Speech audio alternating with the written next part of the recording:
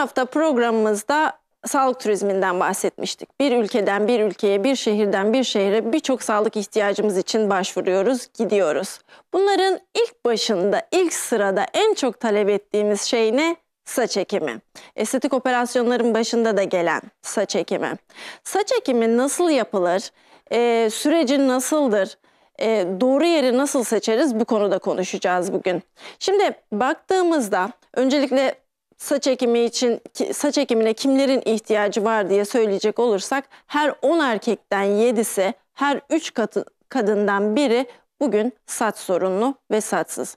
Erkeklere baktığımızda erkeklerin saç dökülme tiplerine genellikle erkek tipi saç dökülmesi diyoruz. Ve erkek tipi saç dökülmesini nasıl anlıyoruz?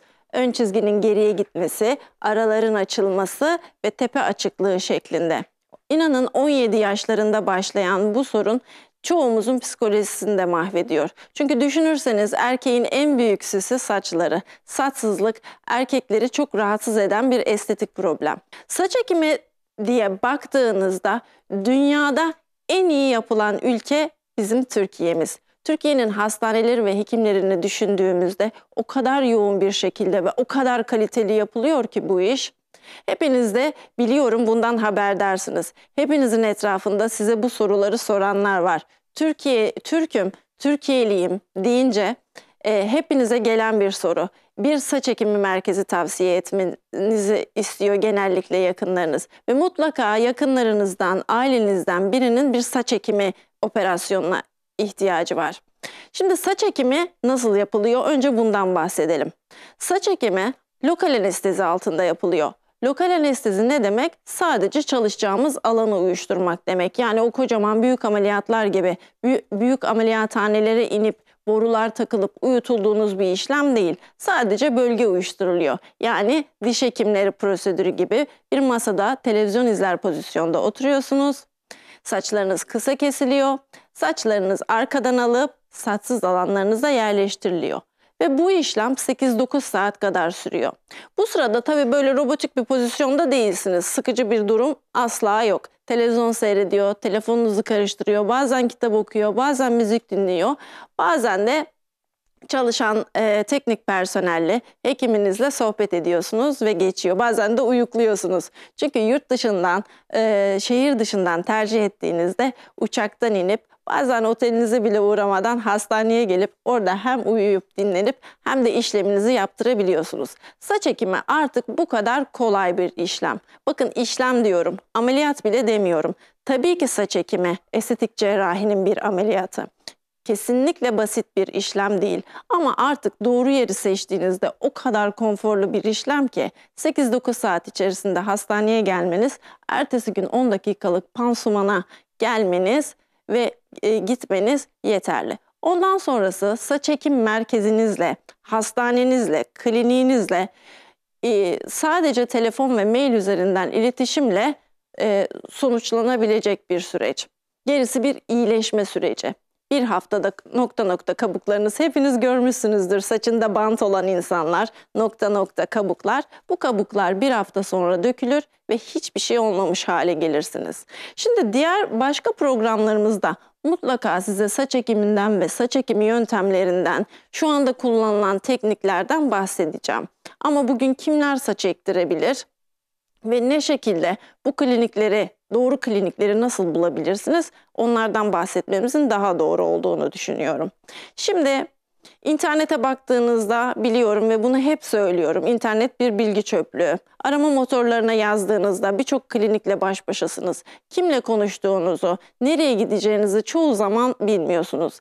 İnanın ben de çalıştığım kurum içerisinde bazen saç ekimi hastalarına denk geldiğimde, ikinci seans ya da mağdur hastalara denk geldiğimde nereye gitmiştiniz, nasıl oldu, bu kadarı nasıl oldu dediğimde ya bilmiyorum ki havalimanından beni aldılar götürdüler bir yere ama aslında çok da mutlu olmadım, yine de yattım ameliyat oldum. Sakın ha böyle bir şey yapmayın. Öncelikle mutlaka doğru bir aracı kurum seçin. Şimdi sağlık turizm acentaları aynı nasıl tatillerimizi seçiyoruz bir acenta firmalarla, sağlık turizm acenta belgesi olan aracı firmalara başvurduğunuzda en doğru hekimi seçmenizi sağlayacaklar ve seyahat programınızı da ayarlayacaklar.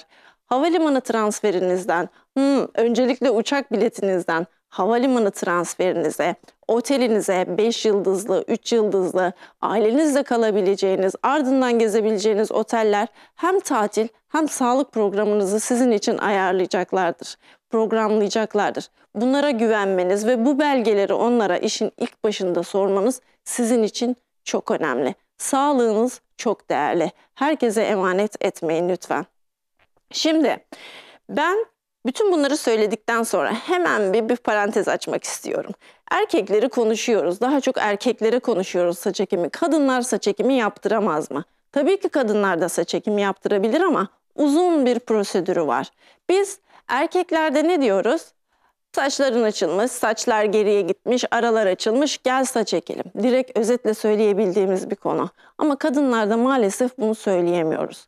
Sağlıklı kişide, sağlıklı kadında sağlıklı saç vardır mantığıyla gidersek kadınlarda mutlaka bir seri tahlil yapmak durumunda kalıyoruz. Tahlillerinizin sonucunda eğer ki dersek evet sizin de erkekler gibi erkek tipi saç dökülmeniz var. Size saç ekimi yapmalıyız. Teknik olarak saç ekimi için uygunsunuz dersek eğer kadınlar da saç ekimi yaptırabiliyor. Tekniklerden daha sonra bahsedeceğimi söyledim. Fakat kadınlar için yine güzel bir haber vereyim ki saç ekimi yaptırabilecek olan sonuç olarak teşhisi konmuş ve tedavi süreci olarak da saç ekimi denmiş hanımların saçları kesmeden saç ekimi yapılabiliyor. Erkeklerin de tabii saç kesmeden saç ekimi yapılabiliyor ama bunu uzun uzun daha sonra anlatacağım size mutlaka. Şimdi saç ekiminin yanında saç nakli, kıl nakli ile ilgili birkaç küçük bilgi daha size son olarak. Sakal ekimi yaptırabilir miyim? Evet, yaptırabilirsiniz. Sakallarınızı sıklaştırabilirsiniz. Küçük açıklıkları doldurabilirsiniz. Doğuştan sakalsızsanız full sakal ektirebilirsiniz. Nasıl ektiriyorsunuz? Saçınızdan. Yine saç ekiminde olduğu gibi 2 kulak arası mesafeden saç kılları alınıp yüzünüze yerleştiriliyor. Son derece doğal sonuçları vardır. Bıyık bölgenize yerleştirilebiliyor. Hatta kaş bölgenize yerleştirilebiliyor. Yani saç ekimi merkezlerine gittiğinizde saçlarınızla ilgili birçok tahlil ve tedavi alabileceğiniz gibi saç ekimi yaptırabilir, sakal ekimi yaptırabilir, bıyık ekimi yaptırabilir ve kaş ekimi yaptırabilirsiniz. Önemli olan nedir? Doğru yeri seçmeniz. Bunun için de lütfen doğru yolla ilerleyin. Evet, internetten dedik, arama motorlarından dedik, aracı kurumlarımızı bulup bize yardımcı olacak kişileri bulup sağlık turizm acente belgesi olup olmadığını sorduktan sonra kendinize emanet edebilirsiniz. Konuklarımızla ilgili bize birçok sorular soruyorsunuz sosyal medya üzerinden. Saç ve saç ekimi konusunda da birçok sorunuzu yine sosyal medya aracılığıyla bizlere iletebilirsiniz. Programımızın sonlarında baş başa kaldığımızda bu soruları sizin için cevaplamaya çalışacağım. Pazar Sohbeti programının sonuna geldik. Programımız bilgilendirme amaçlıdır. Kesin tanı ve tedavi için doktorunuza başvurun. Haftaya görüşünceye dek sağlıklı ve mutlu kalın. Hoşça kalın.